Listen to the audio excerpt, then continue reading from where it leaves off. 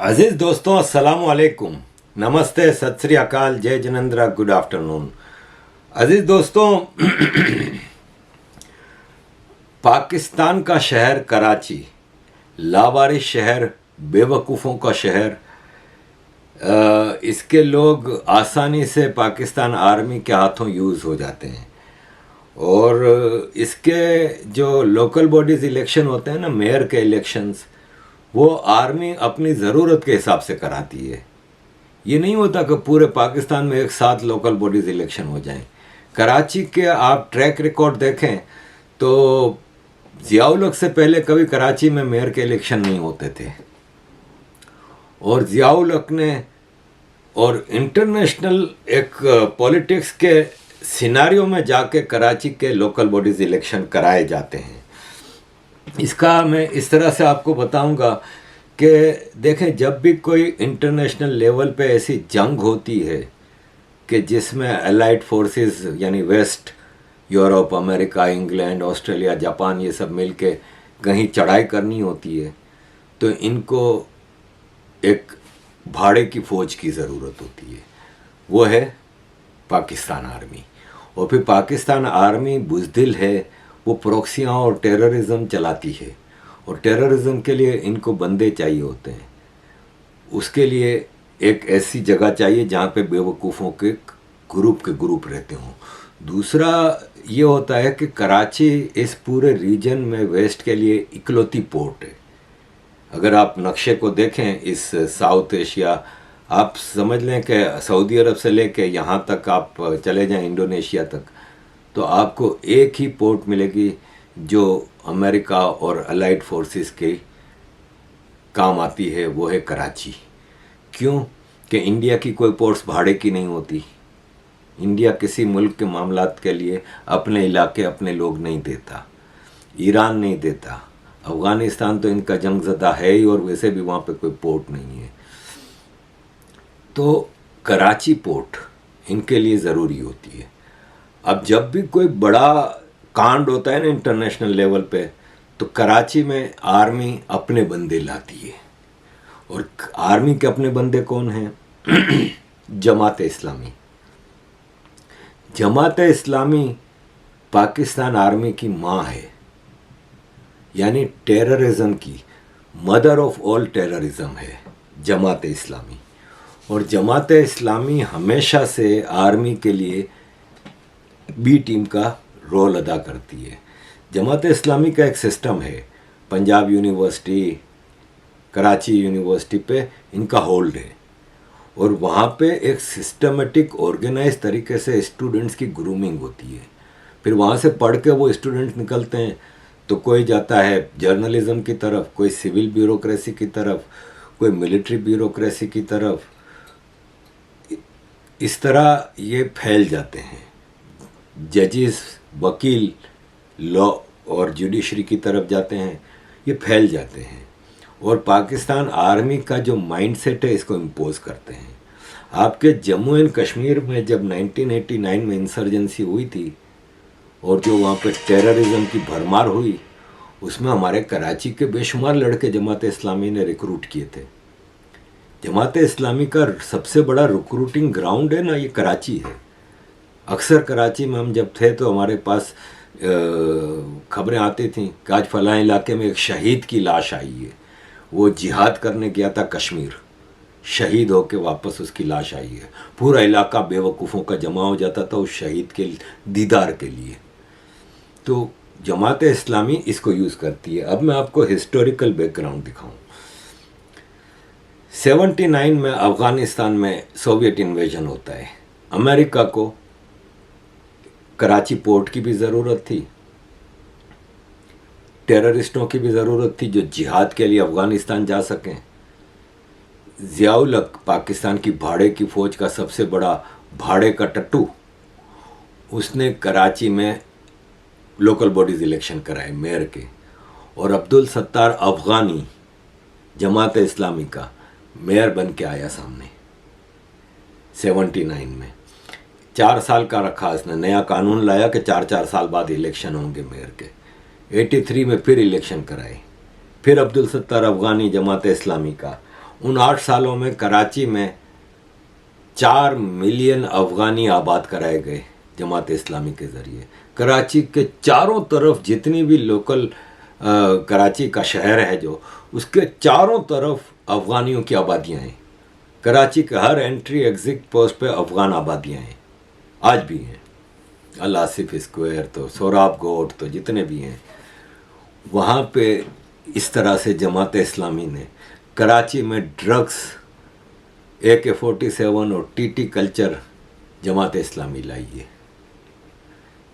83 में ज़ियाउल हक ने फिर इलेक्शन कराए। 83 में 79 से 83, फिर 83 से 87, 87 में ज़ियाउल हक ने फिर इलेक्शन कराए लोकल बॉडीज़ के, ये सोच के कि कराची में तो इनके मुकाबले पे कोई नहीं है। लेकिन उस वक्त एक नई फोर्स उभर के आ रही थी, MQM, अल्ताफ़ हुसैन, वो स्वीप कर गई 87 के मेयर के इलेक्शन। अल्ताफ़ हुसैन के फारूक सत्तार वहाँ पे मेयर बने। 91 तक वो मेयर रहे, इसके बाद वाइंड अप, क्योंकि अब इन्होंने कहा यहाँ तो MQM का ही वो मेयर आएगा। पीपल्स पार्टी की हुकूमत आई, अनइलेक्टेड एडमिनिस्ट्रेटर लगा दिया मेयर की जगह, और बगैर इलेक्शन के अनइलेक्टेड काउंसलर्स, अनइलेक्टेड एडमिनिस्ट्रेटर सारे पीपल्स पार्टी के, जिनका कोई वेट बैंक नहीं है, वो चलता रहा। नवाज शरीफ की हुकूमत आती थी तो नवाज शरीफ का एडमिनिस्ट्रेटर आ जाता था, कराची को एडहॉक बेसिस पे चलाते रहे। कि इनको ये था कि अब हमें इस वक्त कोई इंटरनेशनल जंग नहीं चल रही, हमें ज़रूरत नहीं है इराक वगैरह के लिए कराची की ज़रूरत नहीं, क्योंकि अमेरिका के पास सऊदी अरब और दुबई और पता नहीं कहाँ कहाँ के अड्डे मौजूद हैं, नो प्रॉब्लम। अब आता है 2001। 91 से 2001 तक कोई लोकल बॉडीज़ इलेक्शन नहीं होते, कोई मेयर नहीं बनता। 2001 में मुशर्रफ, जब बुश ने फ़ोन किया कि हाँ भाई साहब लेट जाओ हमारे आगे, तो मुशर्रफ पूरी आर्मी के साथ पतलून उतार के लेट गया उल्टा। अब अमेरिका ने कहा कि हमें तो लॉजिस्टिक के लिए चाहिए पोर्ट। मुशर्रफ ने कहा मेरी इस वक्त अलायंस है MQM के साथ, और MQM मेरा साथ दे रही है, क्योंकि नवाज शरीफ और बेनज़ीर भुट्टो को तो मैंने मुल्क से बाहर फेंक दिया, इनकी पार्टियों को भी मैंने निकाल दिया है, तो मेरे साथ तो सिर्फ MQM खड़ी है। अब मुशर्रफ ने कहा कि इस वक्त MQM को मेयर का वो देना तो उस जंग के लिए मसला होगा, और हमें फिर भाड़े के टट्टू चाहिए। तो बेवकूफ़ों की ज़मीन कराची है। ये पहले भी इंडिया में भी बेवकूफ़ पाकिस्तान बनाने निकल पड़े थे। वहाँ पाकिस्तान बन रहा था जहाँ पे ये मूवमेंट ही नहीं थी, ना बलूचिस्तान में पाकिस्तान मूवमेंट थी, कांग्रेस की सरकार थी KPK में, उस वक्त इसको NWFP कहते थे, बाचा खान की सरकार थी। पंजाब में यूनियनिस्ट पार्टी की सरकार थी। इनको चाहिए था पाकिस्तान, और जब पाकिस्तान बना तो लुटे पुटे आए पाकिस्तान में, तो इनका जो हाल हुआ वो हम सब अच्छी तरह जानते हैं। आज भी मुहाजिर हैं। खैर, 2001 में मुशर्रफ के साथ MQM खड़ी है। मुशर्रफ ने MQM की लीडरशिप को कहा कि आप सारी सीटों पे काउंसलर की नहीं लड़ेंगे, क्योंकि मेयर का इलेक्शन इस तरह होता है कि काउंसलर्स के इलेक्शन होते हैं हर इलाके में। मेरा ख्याल है 1700 या 1800, जब मैं मेयर बना था उस वक्त कराची में 1700-1800 काउंसलर होते थे, और वो काउंसलर फिर वोटर्स होते हैं और वो मेयर इलेक्ट करते हैं। तो मुशर्रफ ने कहा आप सारे इलाकों में काउंसलर नहीं खड़े करेंगे, आधी सीटें आप जमात इस्लामी को देंगे। MQM ने कहा नहीं, ऐसा तो हो नहीं सकता। बात आगे बढ़ी, MQM ने इलेक्शन का बाइकआउट किया, मुशर्रफ यही चाहता था। फिर जमात इस्लामी के नेमतुल्लाह को कराची में मेयर बनाया गया 2001 में, क्योंकि 2001 में अफ़गानिस्तान में 30 मुल्कों की फौज जाके लड़ रही थी। इनको अड्डे भी चाहिए थे, कराची पोर्ट भी चाहिए थी, और भाड़े के टेररिस्ट भी चाहिए थे, जो कराची के बेवकूफ़ अवाम जिहाद के नाम पे निकल पड़े। अब 2001 से 2005, अब 2005 में मुशर्रफ को MQM के प्रेशर पे इलेक्शन कराने पड़े। उस वक्त भी हम लोगों के ऊपर प्रेशर था कि आप सारी सीटों पे ना लड़ें, लेकिन बहरहाल फिर मुशर्रफ से MQM की इतनी अंडरस्टैंडिंग हो गई थी कि मुशर्रफ ने कहा कि अब हमें एमक्यूएम से भी, और अफ़गान वार तकरीबन सेटल हो चुकी थी, वो लॉजिस्टिक वगैरह के लिए पोर्ट यूज़ हो रही थी, और पोर्ट का मिनिस्टर भी एमक्यूएम का था, बाबर गोरी। ठीक है, 2005 के इलेक्शन में लैंडस्लाइड विक्ट्री ली एमक्यूएम ने। एमक्यूएम जीत गई मेयर का इलेक्शन, मैं टाउन मेयर बना, एक मुस्तफ़ा कमाल हैं, वो अल्ताफ़ भाई ने उसको सिटी मेयर बनाया। 2009 तक ये सिलसिला चलता रहा। अब 2009 के बाद फारिग इलेक्शन, पीपल्स पार्टी सिंध में रूल कर रही थी, उसने अपना एडमिनिस्ट्रेटर लगा दिया, उसने कहा कोई इलेक्शन नहीं। 2015 तक कोई इलेक्शन नहीं हुए। 2015 में फिर इलेक्शन कराए गए लेकिन पीपल्स पार्टी चूंकि सिंध में रूल करती है और सिंध की असेंबली में उसकी मेजॉरिटी होती है, उसने लोकल बॉडीज लॉ है ना, जितने कानून, वो चेंज कर दिए। सारी पावर्स मेयर से लेके लोकल बॉडीज के मिनिस्टर को दे दी, जो पीपल्स पार्टी का होता है। जाहिर है, पानी, मेयर से पानी का मसला ले लिया। पुलिस, वैसे भी पुलिस मेयर के पास नहीं थी, लेकिन एक गार्ड के तौर पे कुछ ट्रैफिक वार्डन्स और ये वो अपॉइंट किए थे एमक्यूएम के दौर में, वो सब जितने मेयर के राइट्स थे ना वो ले लिए। 2015 में इलेक्शन कराए, वसीम अख्तर एमक्यूएम के फिर जीते। वसीम अख्तर उस वक्त अल्ताफ़ हुसैन के पास पाँव में आके बैठ जाते थे कि मुझे मेयर बनाए, और वादे और सारी चीज़ें, कस्में, माँ बाप की कस्में, मेरे बेटे की कसम, मैं आपसे वफादार रहूँगा, ये वो। अल्ताफ़ भाई ने इलेक्शन इसको वोट मेयर बना दिया। 2016 में आर्मी ने ऑपरेशन शुरू किया एमक्यूएम के खिलाफ। अल्ताफ़ हुसैन के ऊपर पाबंदी, और एमक्यूएम वालों को 90 दिन के प्रोविजनल ऑर्डर के तौर पे सबको उठा के ले गए। जितने काउंसलर थे, मेयर थे, टाउन मेयर थे, जितने एमपी थे, एमएनए थे, सेनेटर थे, ऑफिस बेरर थे, सबको उठा के ले गए और उनके ऊपर सेक्सुअल टॉर्चर किया। उसकी वीडियोस बनाई, उनकी फैमिलीज़ की वीडियोस, उनकी करप्शन की फाइलें, और फिर इनको बोला गया कि हाँ बेटा ये है, अब क्या करना है तुम लोगों को, कि बाहर जाना है और प्रेस कॉन्फ्रेंस करनी है कि अल्ताफ़ हुसैन रॉ का एजेंट है, इंडियन एजेंट है, पाकिस्तान का सबसे बड़ा टेररिस्ट है, और हम अल्ताफ़ हुसैन को एमक्यूएम से निकाल रहा हूँ, जिसने एमक्यूएम बनाई, जिसके नाम पे पब्लिक वोट डालती थी। लेकिन ये सारे लोग लूटमार करके, ये सब गरीब थे, मेरी तो आंखों के सामने की बातें हैं, ये सब 2 पट्टी के चप्पल ऐसे पहन के बस में बैठ के एमक्यूएम के हेड ऑफिस 90 आते थे, और अल्ताफ़ हुसैन कहता था कि बैठ जाओ तो बैठ जाते थे, खड़े रहो तो खड़े रहो, लेट जाओ तो लेट जाते थे। मतलब आपको मैं बता नहीं सकता कि इनके, ये अल्ताफ़ हुसैन के आगे, मतलब मक्खन पालिश में इनसे आगे कोई नहीं होता था। भाई आपके नाम पे तो हमारी फैमिली कुर्बान, हमारे माँ बाप कुर्बान, भाई आपके लिए तो हम जान दे देंगे, भाई आपके लिए तो ये।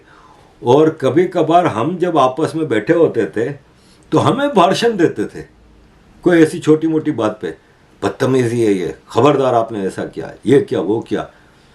उन सारे लोगों ने अल्ताफ़ हुसैन को पार्टी से निकाल दिया। लेकिन अब आपस में इनकी कौन मालिक बनेगा इस एमक्यूएम का, उस पर झगड़ा हुआ, तो अलग अलग ग्रुप बने। जो सिटी मेयर बनाया था, जिसको अल्ताफ़ हुसैन ने 2005 से 2009 तक, उसने पाक सरजमीन नामी पार्टी बनाई, पाक सरजमीन पार्टी PSP, और कराची एयरपोर्ट पर उतरा दुबई से। अल्ताफ़ हुसैन के लिए क्या क्या अल्फाज इस्तेमाल नहीं किए, रॉ एजेंट है, ये है, वो है, फलान है, ढुकान है, ये वो, और मैं एमक्यूएम को दफन करने आया हूँ, मैं एमक्यूएम को ख़त्म करने आया हूँ। एक बनी एमक्यूएम पाकिस्तान, उसके लिए खालिद मकबूल सिद्दीकी को लाया गया। खालिद मकबूल Siddiqui x MNA ex minister रहा था, लेकिन बाद में पार्टी ने उसको फारिग कर दिया था, तो वो अमेरिका में रहता था, न्यूयॉर्क में घर खरीदा था, उसको चेयरमैन बनाया MQM पाकिस्तान का। मुझे याद है मैं 2012 में अमेरिका गया था, न्यूयॉर्क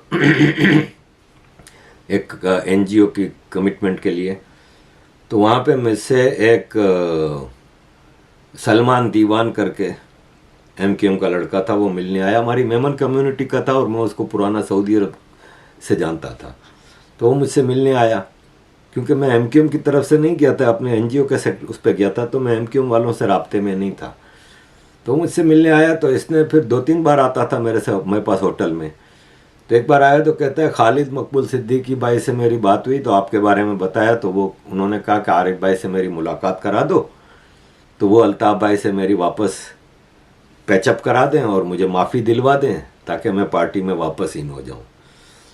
तो मैंने उसको, सलमान को यही कहा कि मैंने कहा भाई मैं अपने ज़ाती उस पर आया हूं, मैं पार्टी की तरफ से नहीं आया, और पार्टी का जो सिस्टम है उसके तहत मेरे पास ये मैंडेट नहीं है, तो मैं ये चीज़ें नहीं कर सकता।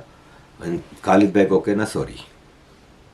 उस खालिद मकबूल सिद्दीकी को MQM पाकिस्तान का चेयरमैन बना के लाए, और जब लाए तो वो मुस्तफ़ा कमाल जो PSP का था, उसने ये प्रेस कॉन्फ्रेंस की कि खालिद मकबूल सिद्दीकी इंडिया गया था और इंडिया में बैठ के पाकिस्तान के ख़िलाफ़ इसने खूब बातें की थी, और इंडिया में MQM के कोई ट्रेनिंग सेंटर थे जहाँ पे MQM के लड़के ट्रेनिंग लेके आते थे, वो कराची आके खालिद मकबूल सिद्दीकी को रिपोर्ट करते थे, और खालिद मकबूल सिद्दीकी उनको टेररिज्म के लिए सब जगह पे भेजता था। ये मुस्तफ़ा कमाल ने प्रेस कॉन्फ्रेंस की थी।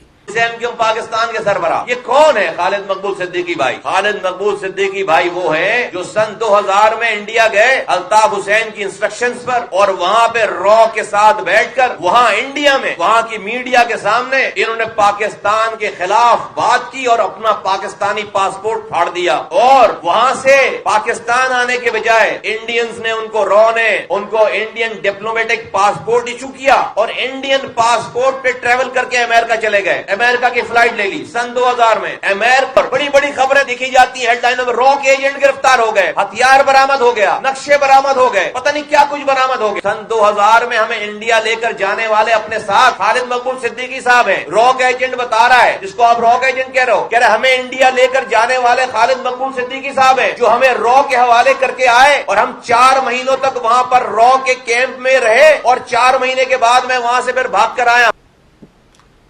अब इलेक्शन हो रहे हैं मेयर के, इन सबको पता है कि आर्मी की फेवरेट टीम जमात इस्लामी है। इंटरनेशनल सिनारियो पे एक जंग नज़र आ रही है। अभी एक अमेरिकन थिंक टैंक की एक बहुत बड़ी कॉन्फ्रेंस हो रही थी कल, मैं उसको देख रहा था ऑनलाइन। उसमें एक स्कॉलर ने कहा कि अक्टूबर 2023 तक पुतिन को मार दिया जाएगा, अमेरिका पुतिन को मार देगा, और उससे पहले पुतिन एटॉमिक वार शुरू कर देगा। एक बहुत बड़ी जंग में अरसे से आपको कह रहा हूं कि अमेरिका के मफाद में है कि एक बड़ी जंग हो। वो जंग होगी, वापस इनको चाहिए एक पोर्ट। ईरान तो नहीं देगा पोर्ट, इंडिया तो नहीं देगा एक पोर्ट। सेंट्रल एशिया के रास्ते से सबसे करीब कराची ही पड़ता है। एयरपोर्ट के अड्डे कराची बहरहाल सबसे बड़ा शहर है पाकिस्तान का, सबसे बड़ा एयरपोर्ट है, कई एयर बेसिस हैं कराची में। कराची में किसकी ज़रूरत है? जमात इस्लामी की। जमात इस्लामी के नईमुल हक को हर तरफ से, और जमात इस्लामी की भी हिपोक्रेसी देखें कि कराची यूनिवर्सिटी या पंजाब यूनिवर्सिटी में एक लड़का और लड़की स्टूडेंट बराबर बराबर में भी बैठे हैं तो डंडे लेके आके उनको मार के भगाते हैं। इस्लाम नाफिज करना है, इन्होंने ये पूरा सिस्टम बनाया हुआ है। लेकिन कराची की जितनी कॉल गर्ल्स हैं इस वक्त वीडियो बना के टिकटॉक और उस पर पेश कर रही हैं कि जमात इस्लामी को वोट दो। वैसे भी लाहौर में जो हीरा मंडी है, जो सबसे ज़्यादा वहाँ पे जो अड्डे हैं औरतों के, उस हीरा मंडी से हमेशा से जमात इस्लामी का हाफिज सलमान बट जीतता था। MNA का इलेक्शन हो, MP का इलेक्शन हो, हमेशा हाफिज सलमान बट जमात इस्लामी का जीतता था। जमात इस्लामी दुनिया की सबसे हरामी लोगों का ग्रुप है। वैसे इस्लाम फैलाएंगे, लेकिन अब कराची की जितनी एक्ट्रेसों को लेके आ रहे हैं, अभी एक बहरोज सब्जवारी है, हरामखोर साला, हरामखोर। अभी इसने बहरोज सब्जवारी ने बयान दिया था कि औरतें तंग कपड़े पहन के बाहर निकलती हैं, उनको शर्म आनी चाहिए, इस तरह के कपड़े पहन के नहीं निकलना चाहिए। एक्टर है। खैर, जमात इस्लामी के हाफिज नईम के साथ खड़ा हो गया। हाफिज नईम को इस वक्त प्रोजेक्ट किया जा रहा है, प्रोमोट किया जा रहा है। बिजनेसमैन आके हाफिज नईम को प्रमोट कर रहे हैं। आर्मी ने खुला ग्राउंड दिया हुआ है। अब MQM वालों की तो ये सब जो ग्रुप्स थे, इनकी वो हुआ क्या भाई, अब तो हमारा तो होगा नहीं, तो इन्होंने कहा कि हमें ये इलेक्शन ही नहीं कराने। वैसे भी काफ़ी अरसे से ये इलेक्शन पोस्टपोन होते जा रहे हैं। कभी कोविड के नाम पे इलेक्शन को, कभी सैलाब आया तो इलेक्शन पोस्टपोन, ये वो। अब ना पीपल्स पार्टी के इंटरेस्ट में है ये इलेक्शन हो, ना MQM के इंटरेस्ट में है कि इलेक्शन हो। क्यों? इसलिए कि जमात इस्लामी ने जीतना है। वो पीपल्स पार्टी मज़े से अपना एडमिनिस्ट्रेटर लगा के बैठी हुई है, कराची को लूटमार कर रही है, मेयर के सारे काम पीपल्स पार्टी का एडमिनिस्ट्रेटर कर रहा है। तो उसमें सुप्रीम कोर्ट ने अब ये फैसला दिया है कि 15 जनवरी संडे के दिन ये इलेक्शन कराए जाएं। MQM ने धमकी दी है कि हम धरना देंगे और हम ये इलेक्शन नहीं होने देंगे। ये इलेक्शन खूनी होंगे। अगर ये इलेक्शन कराए गए तो कराची में खून की नदियां बहेंगी, और इस तरह की धमकियां दे रही है। जमात इस्लामी का पूरा इंटरेस्ट है कि इलेक्शन हो। अजीज दोस्तों, ये मैंने तफसीली वीडियो जो आपके सामने अभी रख रहा हूँ, ये सारी मैंने बनाई थी कराची में जो हिस्ट्री भी रही है लोकल बॉडीज़ इलेक्शंस की, मेयर के इलेक्शंस की, और अभी जो पूरी जमात इस्लामी को देने की जो साजिश है। इसी दौरान पीपल्स पार्टी की सिंध हुकूमत ने, सिंध गवर्नमेंट ने ऐलान किया है कि चूँकि MQM कह रही है कि डिलिमिटेशंस की जो बाउंड्रीज़ हैं उस पर हमें एतराज़ है, तो हम इलेक्शंस को खाली कराची में पोस्टपोन कर रहे हैं, बाकी पूरे सिंध में इलेक्शन होंगे, सिर्फ कराची में पोस्टपोन कर रहे हैं। जिसको ज़ाहिर है पीपल्स पार्टी को नज़र आ रहा है कि आर्मी ने जमात इस्लामी को मेयरशिप देने का ऐलान किया है। MQM को भी पता है कि अल्ताफ़ हुसैन ने बाइकआउट का ऐलान किया है, तो ज़ाहिर है इनको कौन वोट देगा। तो मेयरशिप जाते देख के पीपल्स पार्टी और MQM मिल के इलेक्शन को पोस्टपोन कर रहे हैं, और जमात इस्लामी इस पर तिल मिलाई हुई है। ये जमात इस्लामी के मेयर के कैंडिडेट हैं हाफिज नईम, इनकी ज़रा बात सुने। ये धमकियां देंगे कराची के लोगों को। इनकी औकात क्या है कि कहते हैं कि कोई इलेक्शन नहीं होगा। कोई हक लिया है तुमने कराची का? बेचा है हमेशा कराची को, तुमने फरोख्त किया है तुमने कराची को। तुमने महाजरों के नाम पर महाजरों को बर्बाद किया, तुमने नौजवानों से तालीम छीनी, तुमने रोजगार छीना, तुमने हमारी अकदार, हमारी वैल्यूज को तबाह कर दिया, तुमने हमारी तहजीब के ऊपर हमला किया। तुम हमेशा वडेरों की गोद में जाकर बैठकर कराची का मैंडेट बेचते रहे। आज तुम हमें धमकियां दे रहे हो कराची के लोगों को कि कोई इलेक्शन नहीं होगा। ये साजिश अब कामयाब नहीं होगी। क्यों नहीं उस वक्त डिलिमिटेशन करवाई जब रिजीम चेंज में तुम सौदेबाजी कर रहे थे और सौदागरी कर रहे थे? क्यों उस वक्त तुमने इख्तियारात हासिल नहीं किए? हमने तो बरसरे जमीन धरना दिया था। तुम क्या कर रहे थे? तुमने हमारे 29 दिन के धरने में तुमने सिर्फ 2 घंटे की धरनी दी थी, जमा खर्च की, और उसके बाद रिजीम चेंज में विजारतें पकड़ ली। जो विजारतें पकड़ के अय्याशी कर रहे हैं वो भी जो है वो कराची के हुकूक की बातें कर रहे हैं। जिन्होंने गवर्नरशिप हासिल कर ली वो भी कराची की बात कर रहे हैं, और जो एडमिनिस्ट्रेटर पर बिक गए वो भी ये बात कर रहे हैं। तुम बात करते हो कि हम नहीं होंगे तो इलेक्शन नहीं होगा। आ जाओ तुम भी मैदान में, हम देखते हैं कि कैसे इलेक्शन नहीं होगा। तो जाहिर है इनको तो गुस्सा आ रहा है कि इनको एक मेयरशिप इनसे जा रही है, तो इन्होंने कहा है कि हम इसके खिलाफ एजिटेशन करेंगे, ये है वो है। अब इलेक्शन कल हैं और अभी तक यह है कि क्या होता है, लेट्स सी। सुप्रीम कोर्ट का बहरहाल ऑर्डर है और अब पाकिस्तान में कुछ भी हो सकता है, तो लेट्स सी। लेकिन बहरहाल आज नहीं तो कल इलेक्शन तो कराने ही पड़ेंगे कराची में मेयर के, और उसके हवाले से मैंने आपको सब खुल के बता दिया है कि क्या हिस्ट्री रही है, और अभी करंट सिनारियों में जमात इस्लामी को मेयरशिप देने का फैसला हो चुका है। और जमात इस्लामी को पता है कि आर्मी हमें जितवा देगी। कराची के मेयर के लिए जमात इस्लामी को पूरा प्रमोट किया जा रहा है। अब एमक्यूएम के ये सारे ग्रुप कल मिल के बैठे और वो मुस्तफ़ा कमाल जिसने कहा था कि मैंने एमक्यूएम को दफन कर दिया और जिसने कहा था कि खालिद मकबूल सिद्दीकी इंडिया में बैठ के पाकिस्तान से गद्दारी कर रहा था और इंडिया से ट्रेनिंग लेके जो लड़के कराची आ रहे थे उनको खालिद मकबूल सिद्दीकी आगे काम देता था, मुस्तफ़ा कमाल ने कल पीएसपी ख़त्म करने का ऐलान कर दिया और ख़ुद अपने सारे ग्रुप के साथ एमक्यूएम में शामिल हो गया। खालिद मकबूल सिद्दीकी चेयरमैन एमक्यूएम। देख रहे हैं आप इन लोगों की मुनाफकत। ये 2 पट्टी के चप्पल पहन के आने वाले आज डीएचए में 10-10, 20-20 करोड़ के बंगलों में रह रहे हैं। एक फैसल सब्जवारी है जिसकी मिनिस्ट्री पीपल्स पार्टी और पीडीएम की गवर्नमेंट से ली हुई है। वो फैसल सब्जवारी हरामुद्दहर, मैं जब दिल्ली आया था अल्ताफ भाई के साथ तो इस फैसल सब्जवारी का और मेरा मोरिया शेरटन में एक ही कमरा था। मैं इसको अच्छी तरह जानता हूँ। इतना बड़ा मुनाफिक ये कंगला था बिल्कुल। इस वक्त डीएचए में रह रहा है 20 करोड़ के बंगले में, 5 करोड़ की बम प्रूफ गाड़ी में घूमता है, बसों में सफ़र करता था ये। और ये सबका हाल है इनके ये जितने ग्रुप्स हैं। अब ये मिलजुल के बैठ गए हैं। एक फारूक सत्तार है जो 87 से 91 तक मेयर रहा था कराची का, जिसने हर गवर्नमेंट में एमक्यूएम ने जब गवर्नमेंट ज्वाइन की है उसमें इसको मिनिस्टरियल पोस्ट मिली है। कभी सिंध का सीनियर मिनिस्टर, कभी फेडरल मिनिस्टर, कभी बल्दियाती मिनिस्टर।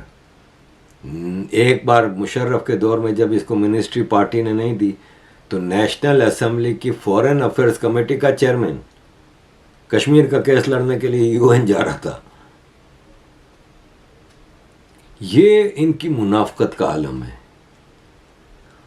आज ये सब मिल गए वापस, एक दूसरे से भाईचारे पे आ गए, जो कल तक सब एक दूसरे को गालियां देते थे। और अल्ताफ भाई को तो बिल्कुल आउट किया हुआ है। तो अल्ताफ भाई ने बाइकआउट का ऐलान किया है। अब अल्ताफ भाई ने इससे पहले 93 में जब ऑपरेशन शुरू हुआ 92 में, तो 93 में जो एमक्यूएम ने सीटें रिज़ाइन की थी उस पे इलेक्शन जब गवर्नमेंट ने कराए तो अल्ताफ भाई ने बाइकआउट किया। क्या हुआ? इलेक्शन हो गए 500-500 वोट पे। वो इलाके जहाँ पे एमक्यूएम का कैंडिडेट लाख वोट लेके जीतता था वहाँ 500-500 वोट लेके लोग आ गए। बाइकआउट का कोई फ़ायदा नहीं हुआ। 2001 में लोकल बॉडीज इलेक्शन में जब मुशर्रफ के टाइम पे एमक्यूएम ने बाइकआउट किया, क्या हुआ? जमात इस्लामी का आराम से आ गया कैंडिडेट, 4 साल मेयर रहा वो। मुझे याद नहीं है सही से फिगर, लेकिन hundreds of billions of rupees का बजट दिया था मुशर्रफ ने नेमतुल्लाह को, सब खा गए जमात इस्लामी वाले। मैं जब मेयर बन के अपने टाउन में गया तो मैंने अपने ऑफिसर से पूछा कि पिछला मेयर ऑफिस में किस तरह काम करता था। कहता वो 4 साल में एक बार भी ऑफिस आया ही नहीं। रोज़ शाम को मैं जाता था उनके बंगले पे, कासम पारेख नाम था उसका, और मैं सारी फाइलों पे साइन लेके आता था। तो मैंने कहा सिस्टम कैसे चलता था? बोला जमात इस्लामी वाले आके चलाते थे, जमात इस्लामी के लड़के आते थे, वो सारा ऑफिस चलाते थे मेयर का, टाउन का। तो ये आज वापस एक साजिश हो रही है। अल्ताफ हुसैन ने बाइकआउट का ऐलान किया है, बाइकआउट होगा भी, क्योंकि अब अल्ताफ हुसैन जब बाइकआउट का ऐलान करते हैं तो जहाँ 1000 वोट पड़ते थे वहाँ 100 वोट पड़ते हैं। लेकिन बहरहाल इलेक्शन तो हो ही जाएंगे। जमात इस्लामी का नज़र आ रहा है कि मेयर आ जाएगा। एमक्यूएम वाले चूँ पैं करेंगे, लेकिन end of the day army hush करेगी तो दुम दबा के बैठ जाएंगे, क्योंकि आफ्टर ऑल सबकी फाइलें मौजूद हैं, सबकी वीडियोस मौजूद हैं और सब ने खूब माल बना लिए हैं। और ये जितने हैं, देखें अजीज़ दोस्तों, मैंने ये वीडियो अपने कराची के दोस्तों के लिए ख़ास तौर पे बनाई है ताकि उनको मैं ये सारी चीज़ें बता सकूं। मेरी अभी एक जगह इंटरव्यू हुआ था, डॉक्टर फौजिया हैं अमेरिका में, पख्तून हैं, उन्होंने मेरा एक इंटरव्यू किया था कराची के हालात के ऊपर। उस पर एक साहब ने बड़ा टेढ़ा मेढ़ा सवाल किया था, तो मैं तो किसी का कर्जा रखता नहीं, तो उस पर मैंने उनको बड़े करारे जवाब दिए थे। और जो लोग कराची के मामलात को समझते हैं उनको अच्छी तरह पता है कि मैं क्या बातें कर रहा हूँ और क्या नहीं। 4.5 मिनट की ये पुरानी एक वीडियो का क्लिप है, उस आदमी को मैं जो जवाब दे रहा हूँ। बॉटम लाइन ये है कि आज एमक्यूएम वाले जितने ग्रुप्स हैं, इन्होंने कहा कि अल्ताफ हुसैन रॉ एजेंट था, सपोज था। अल्ताफ हुसैन तो लंदन में था, कराची में कौन ये सब चीज़ें करता था? यही लोग थे, मुस्तफ़ा कमाल, खालिद मकबूल, फारूक सत्तार, फैसल सब्जवारी, यही लोग थे। ये तो आज आर्मी की गोद में साफ सुथरे होकर बैठे हैं। एक अशफाक मंगी है, उसके ऊपर केस बना था कि वो रॉ के एजेंटों को कराची में और सिंध में खपाता था और उनको जगह प्रोवाइड करनी, उनको टास्क देने, वो सब करता था। अखबारों की लीड बन लगी थी। क्या हुआ? पीएसपी बनी मुस्तफ़ा कमाल की।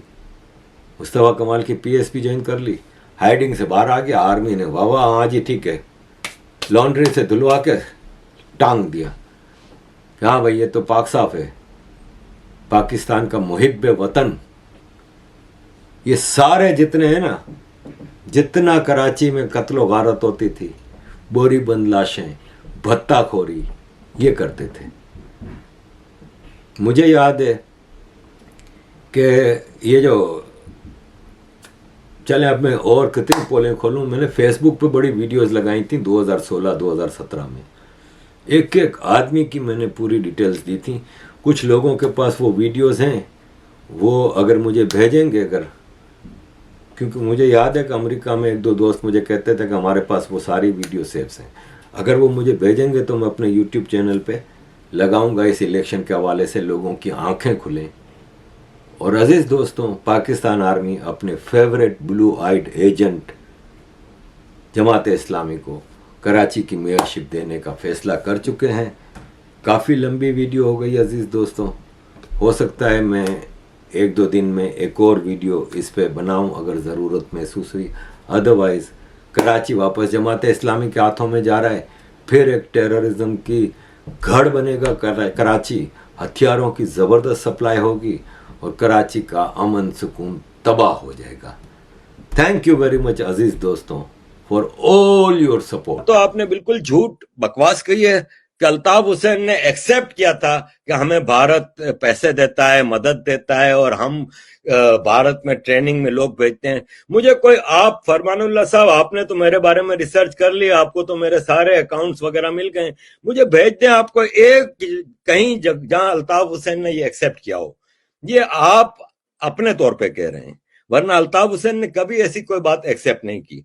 अब आपका सवाल है कि बोरीबंद लाशें, गोलियां मिलती थीं, तो मैंने तो अभी अपने जवाब में कहा था कि कराची में जो एमक्यूएम की लीडरशिप थी वो तो सब आईएसआई के पैरोल पे आ चुकी थी। ये आईएसआई की डिजाइन पे ये सारी चीजें होती थी। आप मुझे ये बताएं ना, अल्ताफ हुसैन तो लंदन से किसी को बोरी में बंद नहीं करता था ना, कौन करता था? अनीस कायम खानी करता था, मुस्तफा कमाल करता था, फारूक सत्तार करता था, वसीम अख्तर, यही लोग थे ना कराची में। तो ये तो आज आर्मी की गोद में बैठे हुए हैं।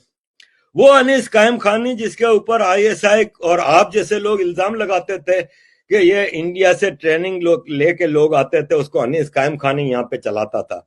वो तो आजकल रेंजर उसकी हिफाजत कर रही है। वो 2 टके का आदमी जिसका बाप रिक्शा चलाता था, जिसने सारी जिंदगी नौकरी नहीं की, 9 करोड़ के बंगले में रह रहा है। मुस्तफा कमाल 2009 में जब इसने इसका नाजिम कराची के मेयर का इसका वो टेन्योर खत्म हुआ तो ये लंदन आया था अल्ताफ भाई के पाँव में बैठ के कि मैं तो किराए के घर में रहता था, मेरे पास तो घर भी नहीं है। तो 50 लाख रुपए एमक्यूएम के फंड से अल्ताफ भाई ने दिए थे कि तुम घर खरीद लो गुलशन इकबाल में, कोई अपार्टमेंट छोटा सा। वो आज 15 करोड़ के बंगले में कैसे रह रहा है? उसने तो नौकरी भी नहीं की कोई, उसने तो कोई बिजनेस भी नहीं किया। तो ये सवाल आप उठाएं कि फैसल सब्जवारी जो 2 पट्टी के चप्पल पहन के बस में बैठ के 90 आया करता था, वो आज 20 करोड़ के घर में कैसे रह रहा है? वो आज 4 करोड़ की गाड़ी में से कैसे उतर रहा है? ये सब आईएसआई की गोद में बैठे हुए हैं इस वक्त कराची में। क्यों? अगर आपके इल्जामात हैं जो कि बोरीबंद लाशें हैं, गोलियां मिलनी, यही लोग करते थे ना। क्यों आपकी आईएसआई नहीं पकड़ते सर? तो आप मुझसे शिकवा करने के बजाय आईएसआई के सामने जाकर भूख हड़ताल करें, अपने ऊपर पेट्रोल छिड़क के वहां पे एहतजाज करें कि क्यों इन दहशतगर्दों को गिरफ्तार नहीं किया जाता, क्यों इनको गोद में बिठाया हुआ है। कराची में लियारी गैंगवार भी आईएसआई की शरारत थी। अनवर आपका एसएचओ अनवर कौन था? आईएसआई। इवन अमेरिका ने उसको टेररिस्ट करार दे दिया, जिसने महसूद को कत्ल किया था कराची में, राव अनवर। लियारी गैंगवार, एमक्यूएम के टेररिस्ट राव अनवर जैसे पुलिस ऑफिसर, ये सब आईएसआई की क्रिएशंस हैं। तो फरमान साहब, आप है ना, हम जैसों के ऊपर अपनी भड़ास निकालने के बजाय थोड़ा सच आईएसआई के बारे में भी बोल लें, जो दुनिया की मानी हुई टेररिस्ट एजेंसी है, मदर ऑफ ऑल टेररिज्म है। तो कराची के हालात बिगाड़ने में जितना काम, 91 से तो रेंजर्स बैठी है कराची में, क्या कर रही है? कराची का पानी टैंकरों के जरिए रेंजर्स बेच रही है। कराची का 60% फिजिकल एरिया, जमीन कंटोनमेंट है। शादी हॉल सारे रेंजर्स चला रही है, पेट्रोल पंप सारे रेंजर्स चला रही है कराची के। कराची की कंस्ट्रक्शन कंपनियां जितनी हैं, बहरिया टाउन, डिफेंस, हाउसिंग, अस्करी, ये अस्करी 1, अस्करी 2, अस्करी 5, अस्करी 7, एयरफोर्स की अलग कॉलोनीज, ये सब आपको नजर नहीं आ रही कराची में। ये आर्मी वहां पे कंट्रोल नहीं कर रही क्या? 91 से रेंजर्स क्या कर रही है भाई साहब? अगर कराची में इतनी बोरीबंद लाशें थी, इतनी गोलियां मिल रही थी, इतनी टारगेट किलिंग हो रही थी, तो फिर रेंजर्स क्या कर रही थी? और आज रेंजर्स ने उन सबको अपनी गोद में बिठा के अब कह दिया कि अभी नहीं करना, तो अभी नहीं कर रहे वो लोग। जिस दिन रेंजर्स को जरूरत पड़ती है, 3 महीने के एक्सटेंशन के लिए चीफ मिनिस्टर के पास समरी जाती है, कराची के हालात खराब हो जाते हैं, फिर एक्सटेंशन मिल जाती है, कराची के हालात अच्छे हो जाते हैं। तो फरमान साहब, आप इतने मासूम नहीं है, आपको भी अच्छी तरह सब पता है कि इस सारे कार्य खैर में कौन कौन क्या क्या कर रहा है, ये आपको भी अच्छी तरह पता है। इतने मासूम और दूध के धुले आप भी नहीं है। Thank you.